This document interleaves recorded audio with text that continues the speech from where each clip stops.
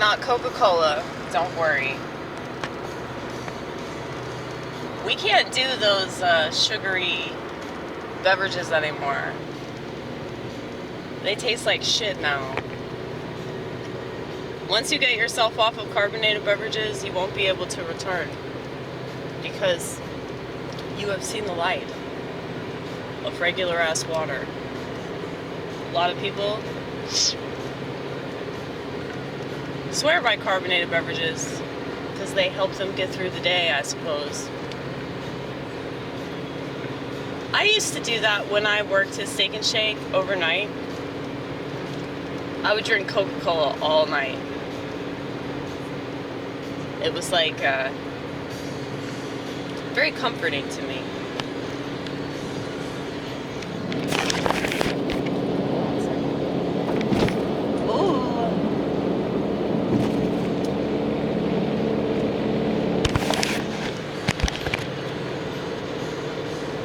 You guys, I have a bathroom leak.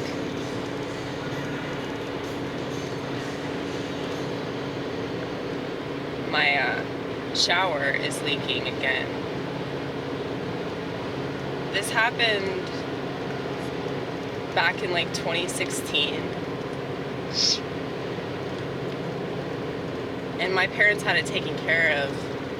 The thing is, I don't like it when they take care of stuff because it's very stressful for me. Like, they have no idea how stressful they are as people. And I don't say that to be mean. I don't say that because, oh, I'm so perfect or anything.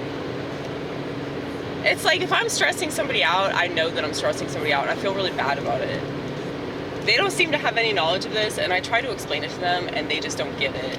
Now, I realize, though, that their generation's kind of like the helicopter generation.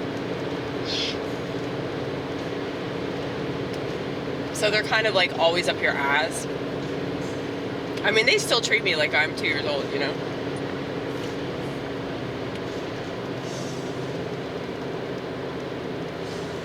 And it wasn't until I started doing stand-up and I checked myself into a psych ward, and I think that my dad gained respect for me when I did that.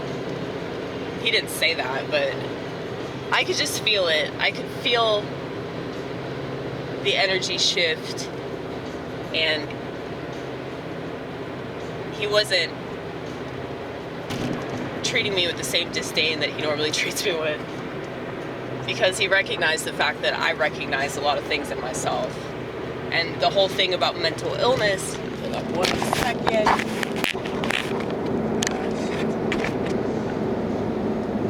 I gotta pick up my cup so it doesn't spill everywhere. Sorry if it's making a noise.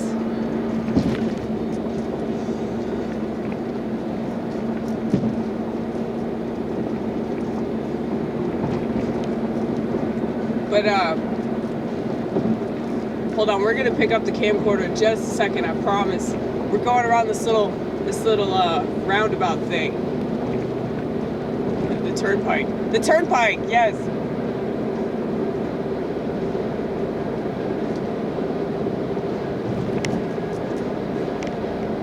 But it's like, anyway, what was I saying? I was talking about my parents being stressful. They're just really controlling. And any controlling person thinks that they're doing the world some good, okay? I mean, my dad has even said that. He said, like, the whole reason he became a salesman was because he feels like the way that he looks at the world is right, and he wants everybody else to look at it the same way. At least he was honest about that shit, you know? I can't even imagine what his Twitter account would be if he was stupid enough to use Twitter. But luckily, my dad is not stupid enough to use Twitter. When I make statements like that, I'm really talking about the majority of people that are totally sucked in to the internet. okay? I'm not talking about the few people that are trying to educate the public about COVID or whatever it is.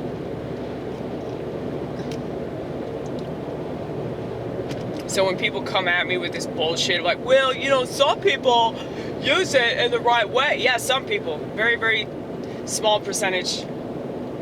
While the rest of society completely destroys themselves, okay? That's not really much of a case that you're making. It's like, people care more about minorities than they do what happens to the majority of people, okay?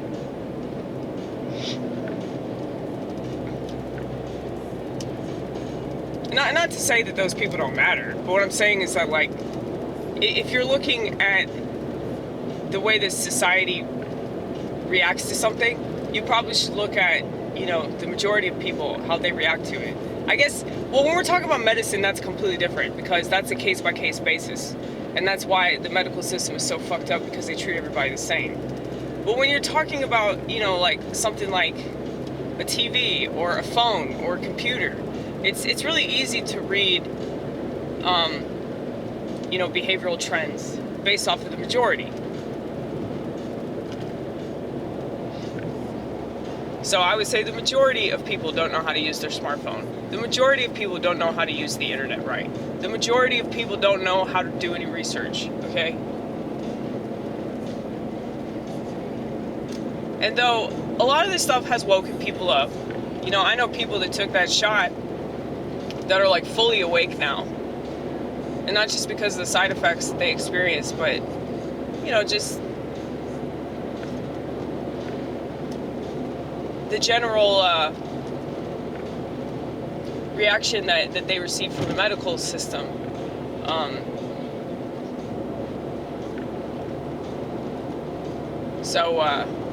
You know, it's like it takes what it takes.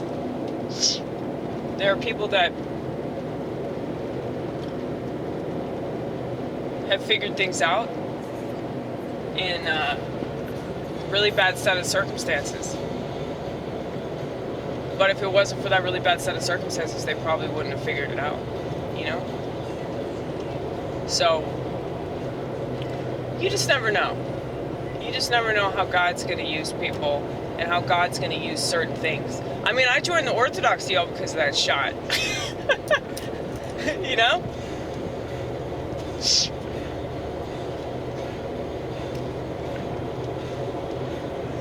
Before you even ask, I did go to the Catholic Church before I went to the Orthodox Church, and they were trying to inoculate people in the parking lot with the Johnson & Johnson jab. Okay, so I just find that interesting. I mean, I guess it depends on the church that you go to, and, you know, who the priest is, who the bishop is. Like, most of the people that I go to church with are, like, really, really conspiratorial. I mean, one of the reasons I kept going was because, like, I felt like I fit in. Somewhat. Definitely not all the way.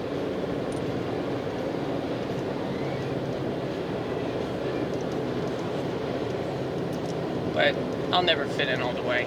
I just know that, like, being in the Orthodox Church, I'm most definitely in the right place. Because I just get everything about it. The icons, worshiping, you know, all the hymns that we do, the fact that it's always the same. You know, it's so nice. It's so nice. It's such a breath of fresh air from this shithole that we call this world. So it's like people can make fun of me for it all they want, but it's like they'll never have the fulfillment and the joy from just standing there and singing to God. And that's really sad to me. You know, all their naysaying is because they'll never have what you have. Just keep that in mind.